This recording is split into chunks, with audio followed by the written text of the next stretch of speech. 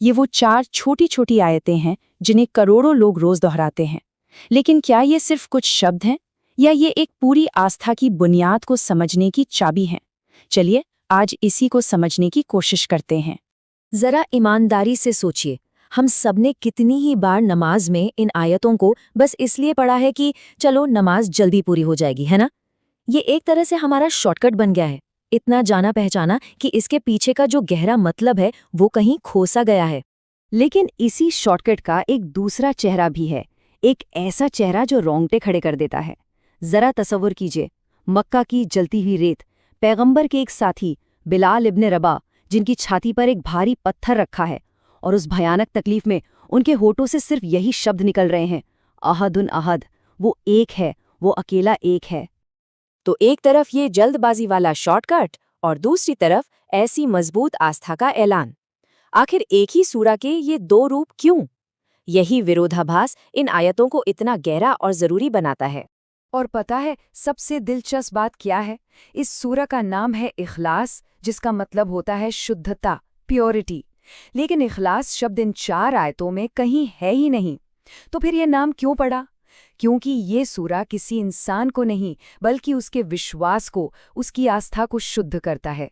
ये हमारे दिल से हर उस मिलावट को साफ कर देता है जो हम जाने अनजाने में अल्लाह की ज़ात में मिला देते हैं, फिर चाहे वो कोई इंसान हो, कोई चीज़ हो या कोई आइडिया हो।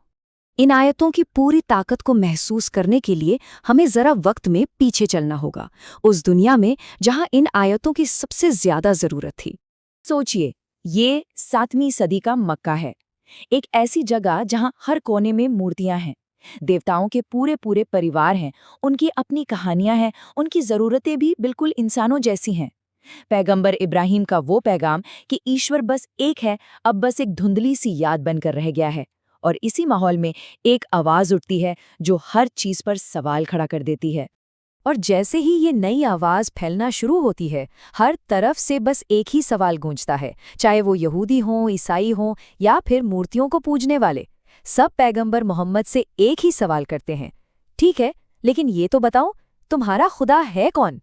मक्का के लोग, जिनकी दुनिया ही सोना, चांदी और व्यापार के इर्द गिर्द घूमती थी, वो पूछते हैं, अच्छा तो ये बताओ, तुम्हारा भगवान किस चीज़ का बना है, सोने का है या चांदी का? उनके लिए तो हर देवता का एक खानदान होता था। तो उनका अगला सवाल होता, उसका वंश क्या है, उसके माँ बाप कौन हैं, उसके बच्चे हैं क्या? सोना, चांदी, बच्चे, परिवार, इन तमाम सवालों के जवाब में अल्लाह ने अपनी पहचान दुनिया को खुद बताई, सिर्फ 4 सीधी और साफ आयतों में। पहली आयत, कुल हुवल्लाहु अहद, कह दो वो अल्लाह है जो एक है, बस एक। ये इस्लाम की सबसे बुनियादी, सबसे पहली और सबसे गहरी सच्चाई है। और यहाँ अहद शब्द पर ध्यान देना बहुत ज़रूरी है। देखिए, अरबी में गिनती वाला जो एक होता है, द नंबर 1, उसे कहते हैं वाहिद। लेकिन कुरान ने यहाँ वाहिद नहीं, अहद इस्तेमाल किया। अब फ़र्क क्या है? अहद का मतलब है अ यूनिक वन, ऐसा एक जिसके टुकड़े नहीं हो सकते, ऐसा एक जिसका कोई दूसरा पार्ट या वर्जन नहीं हो सकता। वो बस अकेला, अपने आप में मुकम्मल एक है। दूसरी आयत सिर्फ एक शब्द में ये बता देती है कि पूरी कायनात का और उस एक का रिश्ता क्या है। अल्लाहुस समद। समद का मतलब है वो जिसकी ज़रूरत हर एक चीज़ को है, लेकिन उसे किसी की ज़रूरत नहीं। आप यूं समझिए कि वो एक ऐसा सहारा है जिस पर सब कुछ टिका है, पर वो खुद किसी पर नहीं टिका। वो पूरी तरह से आत्मनिर्भर है। लम यलिद वलम यूलद। याद है वो सवाल कि क्या उसके माँ बाप हैं, क्या उसके बच्चे हैं? ये आयत उसका बिल्कुल सीधा जवाब है। ना उसने किसी को जन्म दिया है और न ही वो किसी से जन्मा है। उसका कोई परिवार नहीं, कोई वंश नहीं। और आखिर में एक ऐसा बयान जो हर तरह की तुलना को हमेशा के लिए ख़त्म कर देता है, वलम यकुल्लुहु कुफुवन अहद, यानी इस पूरी कायनात में उसके बराबर का या उसके जैसा कोई दूसरा है ही नहीं। बात खत्म। तो ये 4 आयतें सिर्फ अल्लाह की तारीफ नहीं है, ये दरअसल हमारी आस्था के लिए एक कसौटी है। अब ये कसौटी क्या होती है?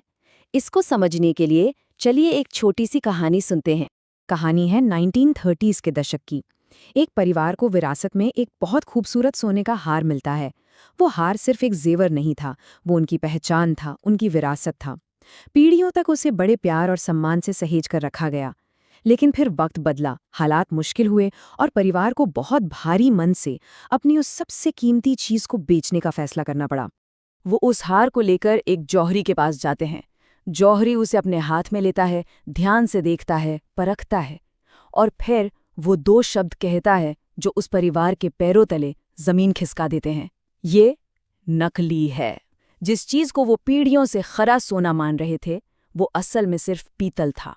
तो सवाल उठता है, जौहरी को एक नज़र में कैसे पता चल गया? क्योंकि उसके पास एक कसौटी का पत्थर था, एक टच स्टोन, जिस पर रगड़ते ही असली और नकली सोने का फर्क साफ हो जाता है।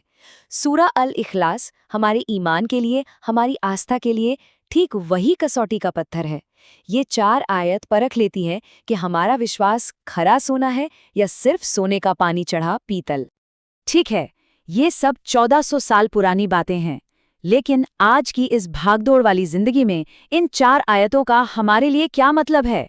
ये आज भी इतनी जरूरी क्यों हैं? पैगंबर मोहम्मद ने एक बार कहा था कि इन 4 आयतों को समझना पूरे कुरान का 1/3 हिस्सा समझने के बराबर है। अब ऐसा क्यों?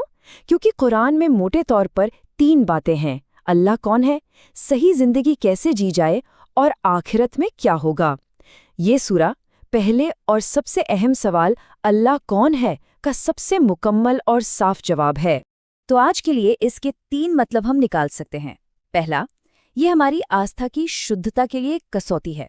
दूसरा, ये अल्लाह का खुद दिया हुआ तारुफ है, उनका बायोडेटा। और तीसरा, ये हमारी रोज़मर्रा की चिंताओं का एक इलाज है। जब भी हमें याद आता है कि वो असमद है, यानी हर चीज़ उस पर निर्भर है और उसे किसी की ज़रूरत नहीं, तो हमें ये एहसास होता है कि ज़िंदगी का सारा कंट्रोल हमारे हाथ में है ही नहीं। और यकीन मानिए, ये एहसास बहुत सुकून देता है। तो आखिर में ये सवाल हमारे सोचने के लिए रह जाता है कि अगर आस्था को भी सोने की तरह परखा जा सकता है, तो फिर उस खरी, उस शुद्ध आस्था की असल कीमत क्या होगी?